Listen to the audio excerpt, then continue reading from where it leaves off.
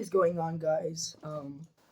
It's Ghostbusting Ben here, and I haven't done a review yet, like a box, no, a toy review. I'm currently at my friend's house for the moment, but here's what came in. It came in like April 20th. It's H Monster. It's Godzilla. This figure is alright. The articulation is good. But China, what the did you do with the boxing? Like, when I first got the package, it was all crumbled up. Like, first, and then I don't know, it's all into pieces. Like, are you serious? Are you serious right now, bro? Although good figure, I can barely get the atomic breath into his mouth. So